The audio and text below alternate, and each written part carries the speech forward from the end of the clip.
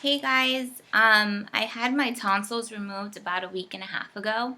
Well, a week and 2 days ago, and my voice is starting to come back, so that's a good thing. So I just wanted to tell you some do's and do nots when you have a tonsillectomy. I have about 20 things on my list, so it's going to be a lengthy video, but I'm sure you'll benefit from most of it.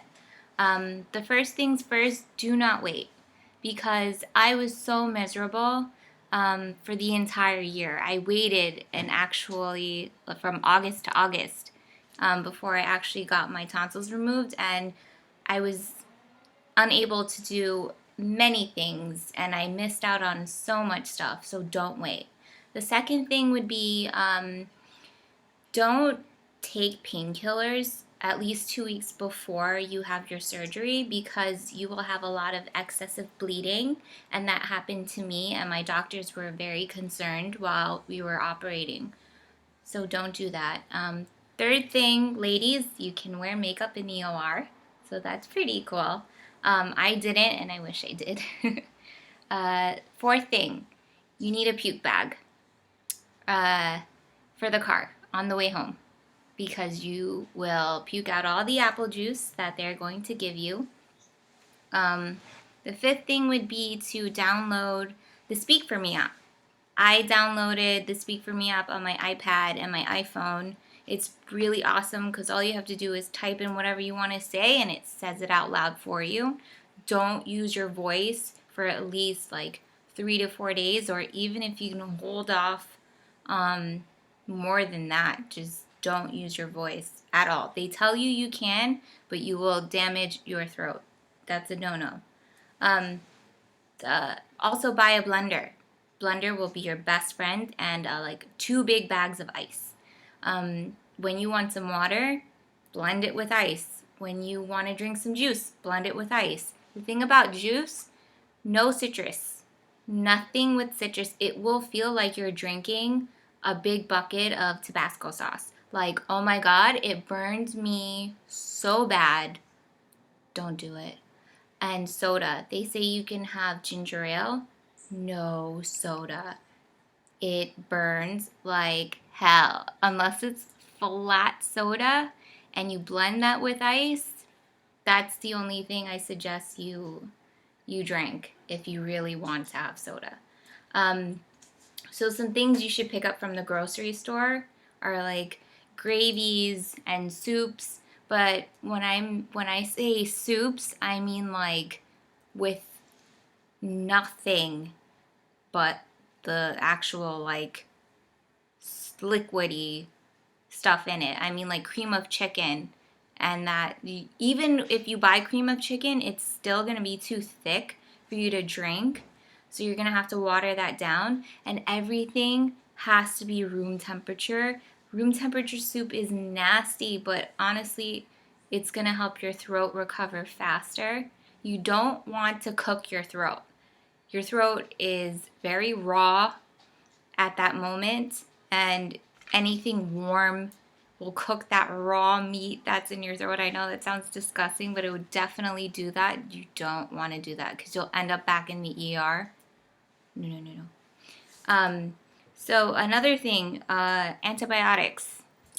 Ladies, antibiotics are not our friends, and it will give you a terrible, terrible yeast infection and a UTI, especially when you eat sweet potatoes. Do not eat any sweet potato soup, any sweet potato puree. That was the biggest mistake I've ever made.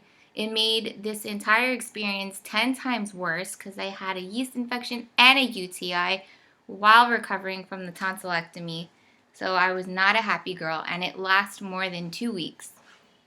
Well, it's only been a week and 2 days, so yeah, it's getting to 2 weeks. Not fun.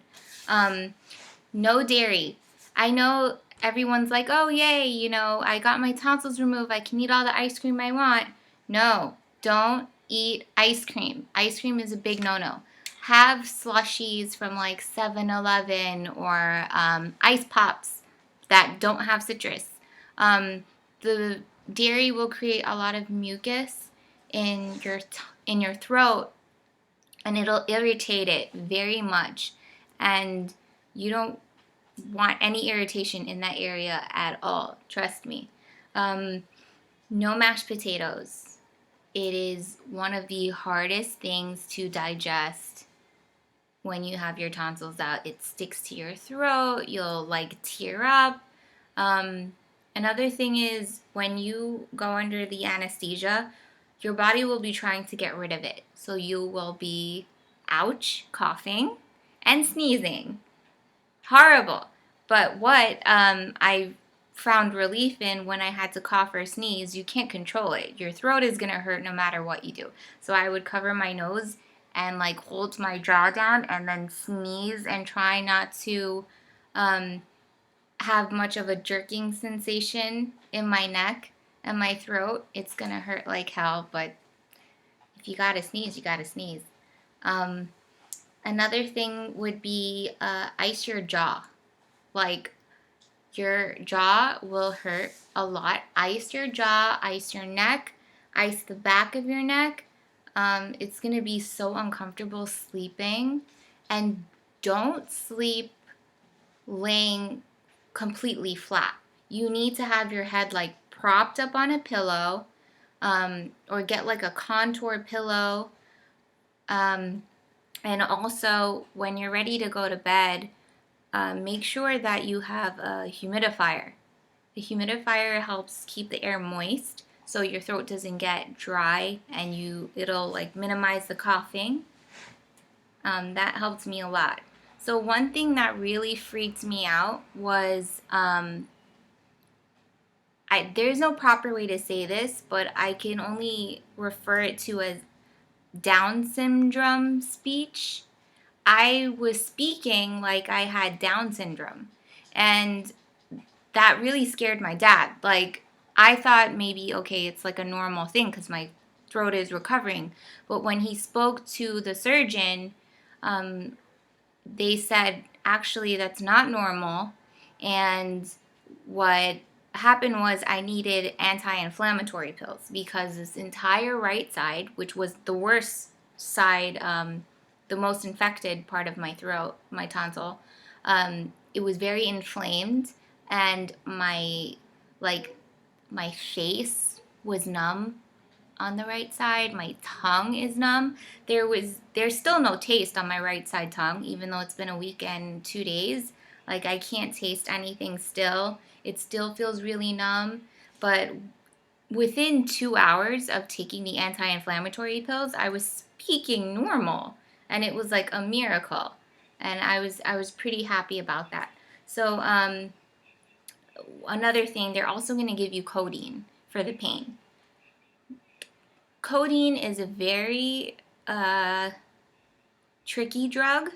It's not something you want to get hooked on because you can become addicted to it, and it'll give you liver problems, it'll give you kidney problems. I know this because I graduated with a Bachelor in Science in health promotion. So only take codeine as needed. I only took it at night because that's when you're laying down and your head is propped up, you're going to get a lot of pain in the neck, and it's going to be very hard to sleep. So that's the only time I took the codeine. They said to take it every 6 hours, but please don't.